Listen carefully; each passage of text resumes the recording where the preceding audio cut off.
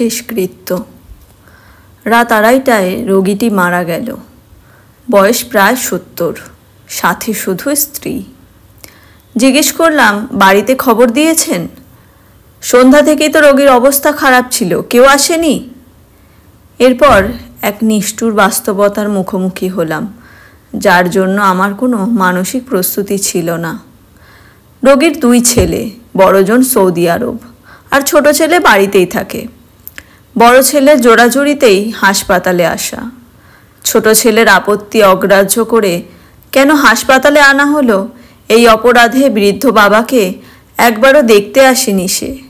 উল্টো তাকে বাবার খারাপ অবস্থার কথা জানানো হলে তার কথা ছিল, আমি তো হাসপাতালে নিতে বলি নাই, সৌদি থেকে আইসা বাপেরে দেখা যাইতে কও। জিজ্ঞেস করলাম, আত্মীয় কজন?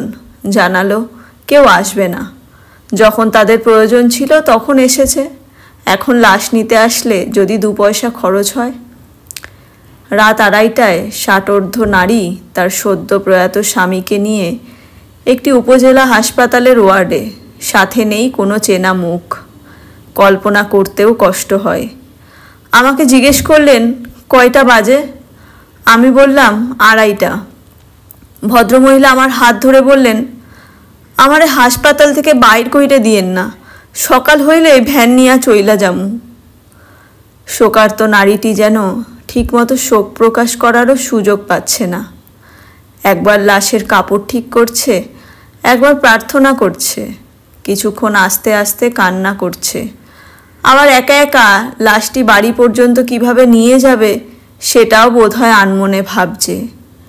আমি শুধু তার মাথায় হাত রেখে আস্তে করে বলতে পারলাম, থাকেন, কোনো সমস্যা নেই।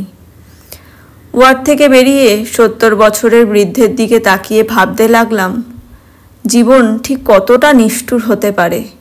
শেষ পরিণতি হিসেবে মৃত্যুর পর লাশটা নেওয়ার মানুষটাও নেই। আহারে জীবন, এই জীবন নিয়ে আবার কত বড়াই, অথচ মৃত্যুর পর সঠিকভাবে শেষকৃত্য সম্পন্ন করার জন্য কেউ থাকবে কি না সেটাও অনিশ্চিত।